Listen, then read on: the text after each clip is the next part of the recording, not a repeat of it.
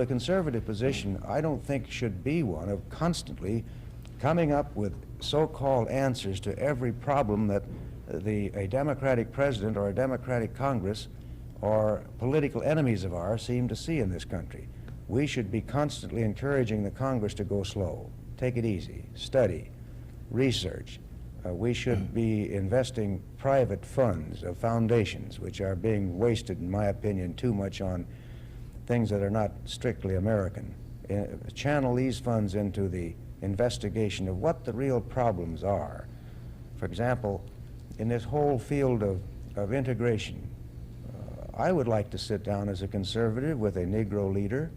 None of them have come to me in the last 5 or 6 years, and I voted for every civil rights bill we had until the one came along that I felt 2 parts of were unconstitutional.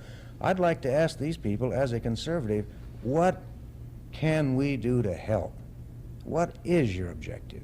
What's the long-range objective you seek, and where can we fit in? Yes, and don't you suppose that one of the reasons why prominent Negro leaders haven't consulted with you is because, as a political matter, the other side, the liberals, have a vested interest in keeping alive bogeymen. That is to say, the whole necessary demonology, i.e., that people are against you, and that you are conspicuous among them, is one of the things that undoubtedly has kept prominent Negro leaders and conservatives from making more effective a common cause. But even though I tend to agree with you about the role of the conservatives being one that needs to avoid gimmicky solutions to every ache in the body politic, even so, I wonder whether the conservative community has been as creative as it ought to be on certain specific problems, one of them being the growth and the power of the president. Now, let me just toss this one into the hat. Would it or would it not be wise to consider the possibility of separating the functions of the chief of government and the chief of state? No, I don't think it can be done. And again, speaking as a conservative, we've gotten along very well for nearly 200 years in this country with the theory of divided powers, where we have the 3 branches of government, and one of them is divided into 2 houses, and one house is divided into 3 segments. And we envisioned under our Constitution that the executive would be the executive, in fact, of state and of government.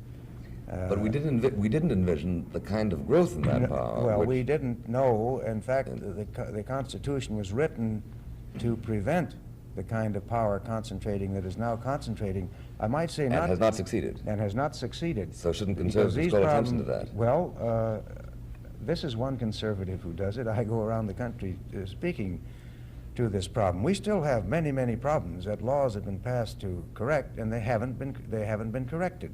I noticed in the paper just the other day that, speaking of the problems of the Negro, that Martin Luther King complained that the federal government was not doing what it should. I must agree with Martin Luther King. Lord knows we have plenty of laws on the books to take care of violators of integration or segregation, whichever way you approach it.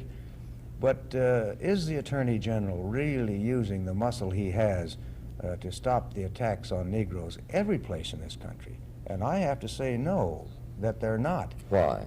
Again, there's a political reason in the background someplace. Gentlemen, if I may, firing line with William F. Buckley Jr. and Barry Goldwater will continue in just a moment after this message. You were talking, Senator, about the political reason for the failure to enforce the provisions of the civil rights laws. Well, I would judge that the administration is trying to walk another tightrope like they are on Vietnam. We have some Americans who say, let's not push these integration laws. We have other Americans who say, let's push them.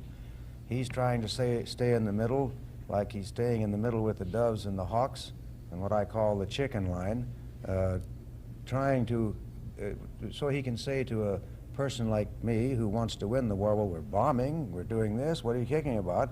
And he can say to a dove like Fulbright, well, we're not really bombing too much, we're not hitting anything. Same reasoning would be applied, in my opinion, in the field of civil rights, where we've passed everything that's been asked for. He knows that, again, some people want it pushed, some people don't, so he's staying in the middle. Now, my feeling is that in this field, when you have passed a law, and the law is the law, and you're sworn to uphold it as the president, and all the members of his group are sworn to uphold the law. You can't just pick out a law that you like and enforce it. It's the other side of the coin of the Martin Luther Kings and the Dick Gregory's, who say, don't respect the laws that you don't like. Well, do you think that you could prove, or that anybody could prove, that this was an intentional policy of the administration to go slow in the enforcement of the civil rights laws? I don't think it can be proved unless you are sitting in the office of the Attorney General. But let's take the matter of vote frauds. We've had federal legislation on the books ever since I've been in the Senate, or during the time I was in the Senate, but I don't recall the Attorney General ever moving in to correct them. Chicago in 1960 was an example. There was never anything done. We have the That was the Republican Attorney General. That is correct, and we didn't move in the area of Texas when it first cropped up. In other words, if we're not going to enforce the laws, then I think the Martin Luther Kings have a right to say what he said the other day, that the federal government is not acting. And you think that the conservatives ought to take the initiative? I do. I think the conservatives... in pointing out this discrepancy. I think the conservative responsibility... Because it's a good way of repealing a bad law, too, if you enforce it right. Well, if the law can be proven to be a bad law, it should come off the books, but we haven't found out. There's been a lot of talk in this field, and I have to say I suspect politics in here. We can go into almost every field of group voting or attempted group voting. Look at the attitude towards labor. Now, there were many promises made, but none have been kept. And I say, thank God, some of them haven't been kept. But on the other hand, how long can you run an honest government by making promises to every group and then keeping only those promises you feel will help you? Yes, yes. Of course, Johnson did attempt to keep the promise on 14B. Unfortunately, unfortunately, we had Senator Dirksen and Senator Fannin in on that. That's right, that's right.